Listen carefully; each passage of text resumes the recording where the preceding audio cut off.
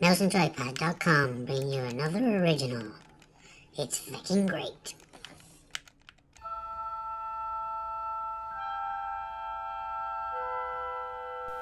Consoles, the final frontier. This is an interview with Cryptic Studios. Their continuing mission to develop new episodes, to seek out new platforms and new gaming markets, to boldly go where few MMOs have gone before. Last week I spoke with Steve Ricossa from Cryptic Studios.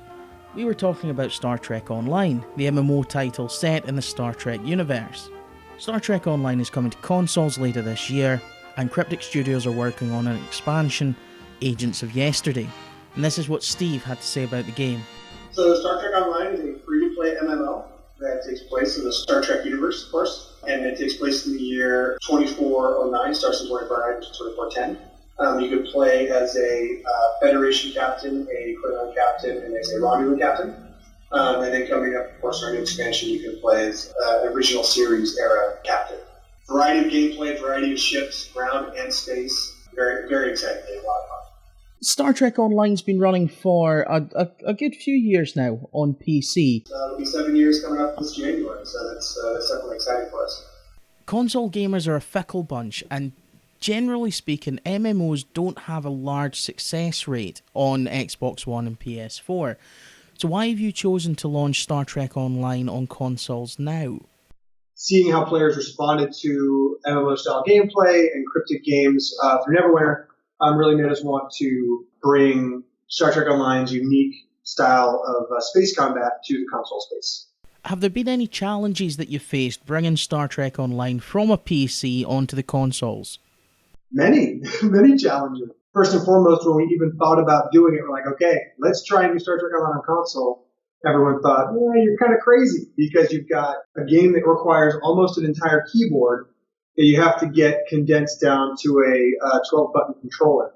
And so that was our very first challenge. So we sat down and planned out some prototypes. We said, this is something that just we can't do unless we have a prototype that we can all agree with. So we prototyped a control scheme, and we found one that worked. And so we decided to run with it and greenlight the project. And so from there were more challenges. We wanted to update the graphical look of the game. So we had a lot of lighting technology that Cryptics been working on for a long time. So implementing that into the game was something that was important to us to really make the game look better. We've been releasing screenshots so people can see those. We've been updating the UI. So we wanted to make sure that it felt like a console game from the UI perspective, not a PC game where you have to use a controller instead of a mouse. Really make it feel like a tight, solid experience for those console players. And so getting the controls right and updating the lighting and updating the UI are kind of the major pillars for Star Trek Online console. And then, of course, delivering that same quality space experience, that same breadth and depth of content that's available. Delivering that to the console space, which we've been doing for years now on PC. Tell me about the subscription services in Star Trek Online. You can choose to subscribe for some extra benefits, or you can choose to purchase a lifetime subscription that comes with a lot of items and bonuses as a one-time purchase. And does the lifetime purchase include all upgrades and patches that you're making? So all updates and content for Star Trek Online are free. So we never charge for our updates or our expansions or any of our releases. We sell add-on ships and costumes and services, but everything in the game is 100% free to play. And are you going to be bringing a similar structure to the console release? It's something that we're talking with Microsoft and Sony about because they are different platforms, but that would be our intention, is to bring that same functionality over. Since it is optional, people that do choose to participate in lifetimes or a subscription service tend to like it. So we think it's something we definitely want to bring over to the console space as well. There's microtransactions for everybody. Going with the subscription or the free-to-play comes with a significant number of microtransactions built right in. It's a fantastic value. But then, of course, there will be microtransactions that we sell just like we do on PC. If you're a free player, there are no restrictions. You can play anything that anyone that chooses to subscribe can play. You can choose to not spend $1 and enjoy all of the content and all the features of STO. And on consoles, are you going to be launching a clan system or a fleet system? We do have fleets in STO. We're still determining the amount of functionality that will ship with Xbox and PlayStation. But shortly after release or sometime thereafter, our goal is to have complete parity between PC and console to make sure that all the features and functionality we have building, fleet housing and fleet rewards will all be in the game eventually. Okay, I'd like to speak about the Agents of Yesterday that you're developing at the moment, the new expansion. So what is Agents of Yesterday? So Agents of Yesterday ties into a story we've been telling in STO for almost a year now, featuring time travel. In Agents of Yesterday, you create a captain in the 2270s, so in the original series era, just after the original series ended, as far as timelines go. And you're going to play as an officer of a ship, and you're going to be a captain, and then you're going to get flung into the future, which is 2409, our era, and you're going to be dealing with temporal threats throughout a variety of timelines. You'll see these in episodes and queued gameplay, and you're really going to be going on this great adventure where you're going to enjoy a lot of assets that kind of take place in that 60s original series era. It's actually very cool. Everyone on the team is pretty excited. It's a pretty full-featured release, so everyone's excited about that. And can we expect to see any cameos? Absolutely. So we have Walter Koenig, who played Chekhov, who just recorded about a week ago. So you're going to be encountering him.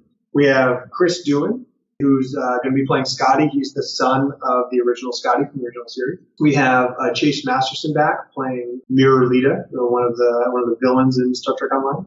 We have Matt Winston, who is known as Agent Daniels on Enterprise, and a couple other people that we haven't quite announced yet, but that's the majority of the cast. Does the gameplay change in any significant way from the standard or the vanilla Star Trek Online? So you'll be dealing with a lot of temporal decisions and choices that you have to make throughout. But for the most part, you'll be playing, the classic Star Trek Online space and ground experience, but, throughout time in a variety of eras, mainly focusing on the original series. And for those not familiar with the game, can you break down the two elements of what we can expect to see in the game in terms of ship-based gameplay and ground-based gameplay? So space combat is like tall ship combat. It's positional based. You've got shield quadrants. You have 4 shields around your ship. And it's all about putting yourself in the best position to do the most damage to the enemy ship while protecting yourself at the same time. If you're on a ship that uses beams, you'll find yourself broadsiding, pointing your side to the ship, focusing your shield energy on your shield facing the enemy, while trying to burn their shields down and maybe turn your ship to drop a torpedo on them. As well as we have escorts, where your job is to point your front at the enemy, be fast, be maneuverable, try and avoid their fire while inflicting maximum amount of damage. And of course, we have a variety of other ships. We have science ships that focus on debuffing and control. We've got carriers where you're launching little shuttles or frigates and using them to enhance your own DPS while you're burning down the target. Again, very positional based and very enjoyable. It's one of the marquee features of Star Trek Online. And then for ground combat, you generally have your crew of 4 additional away team members. So it's you plus 4 others, so 5 away team members. And you're going through ground maps. Could be exterior of a planet's surface, could be inside of a starbase, could be inside of a ship. And you'll be walking around, getting story beats, fighting enemy groups, and just kind of learning about the environment. Most of Star Trek Online's content takes place in episodes, and so we have an episodic structure where you're getting story missions that tie into one to the next, where you have one large arcing story, almost like seasons of a TV show of Star Trek. So you'll go in, you might do some space combat, you'll do some ground combat, you'll do some more space combat, you'll get an interesting wrap-up, and then you'll go into the next episode. And Star Trek Online has as many episodes in the game as any 5 seasons of any of the existing Star Trek shows, which is definitely exciting for us, and more episodes are being added all the time. So there's a 5-player limit on the party? That's correct. So you could take 4 of your friends, you could all go on a mission. In space, the enemies will scale in number and quality to account for the larger number of players, and 5 players running an episode can actually get pretty exciting, pretty hectic. But on the ground, players replace bridge officers, so the encounters on the ground don't change. You just have player characters instead of bridge officers. Okay, let's talk about the leveling system. How does that factor into the character gameplay?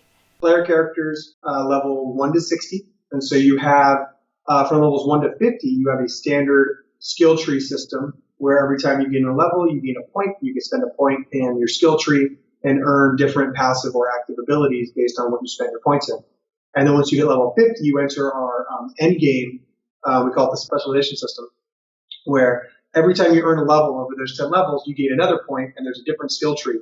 And so there are skill trees being added all the time. So once you get past those 10 levels, every time you would have gotten level 61, it goes back to 60 and then gives you a point. So there are, I think, well over 100, and I think we're entering the near the 200 range of specialization points when Ages of Yesterday goes. So there's a huge variety of build possibilities for players as they play from level 1 all the way through level 60. So it's kind of a prestige system when you reach the higher levels. Right. So once you hit 60, you would where you would normally hit 61, you go back to 60, then you get a point, and then you can spend that point however you want. And then we've also got a reputation system where you're playing specific instance content, like group content with 5 players, and you're earning marks and you're leveling up your reputations with a variety of factions. And once you get high enough, you're unlocking high-end gear with those factions that you can then apply to your ship or to your characters. And so there's plenty of reputations to provide gear and specializations to provide unique powers or gameplay efforts. And is there a reputation system before that stage as you're starting off as a low-level character? No, the reputation system kicks in as a high-end system at 50, just like the specialization system. But the skill tree system had just been revamped at the beginning of this year, and so we think it's very rich. There's plenty of opportunity for players to do really cool things and have different builds. And of course, we've got a lot of crafting abilities and a crafting system for players as well to get a lot of different gear. What about the economy of leveling up an STO? So yeah, you get a ship for free at each tier, and then at level 50 you can buy a ship for dilithium.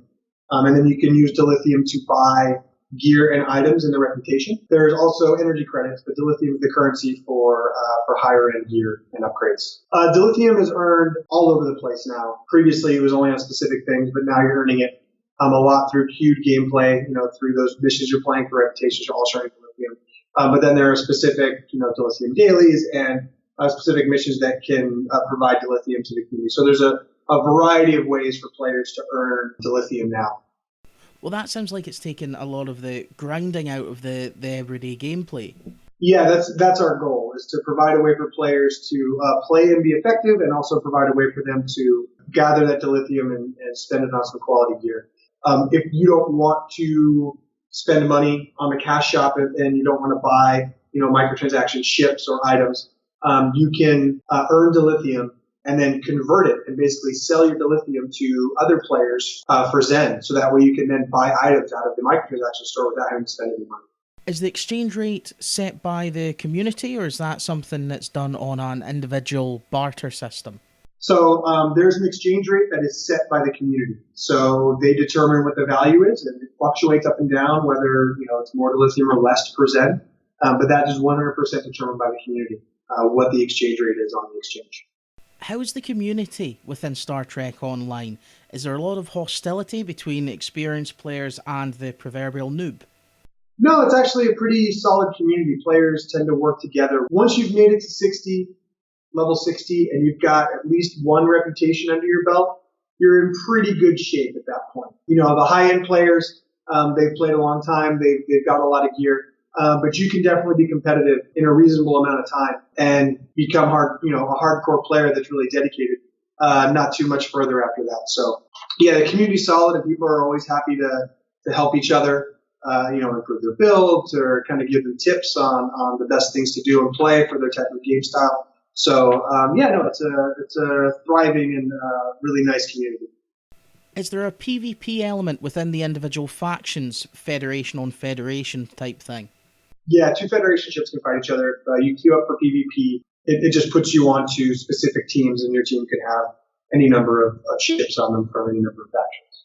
So is everything on PC as it stands as of today going to be available on day 1 of the console release? Or is that going to be patched in later as a staged update? We haven't talked about exactly what we're going to go up to, but the vast majority of the content will be there. And then some systems will be coming online shortly after launch, but not with launch. So we are stepping some out, but our goal is to get parity as quickly as we can. Have there been any graphical downgrades or compromises that you've had to make in order to actually launch this on consoles? We actually are able to increase the graphical fidelity on console. Wow. Remember, we launched 7 years ago, almost. So we came out well before console, so the game was built. Even the high-end PCs of the day were probably around what you're looking at for the consoles now. So we were able to increase the graphical fidelity for console. And in fact, those graphical updates and those lighting updates will be coming to the PC as well this year. Have you reached the stage of playtesters trying this? How do they find it on a console with a control pad? We've been playing that internally quite a bit and making some tweaks and changes. We've been having people internally that are console players and know about Star Trek to come in and try out our control scheme, but we haven't had the general public give it a chance yet. But we'll be at E3 next week, and the press will be getting hands-on with the console right there on the controller. And can you give us a release date for the console launch? We do have a fixed release date, but we aren't telling yet. So soon. So fall it is. I'm just very excited about Agents of Yesterday, which we announced is coming July 6th. And then the console as well. There's a lot going on in STO. It's a thriving community. It's a long-running MMO, especially in this day and age. So it's a great time to jump in on the PC or hop in on the console. If you like this interview, then please like and subscribe. For all your gaming news, make sure you check mouseandjoypad.com. I've been Scott Davidson.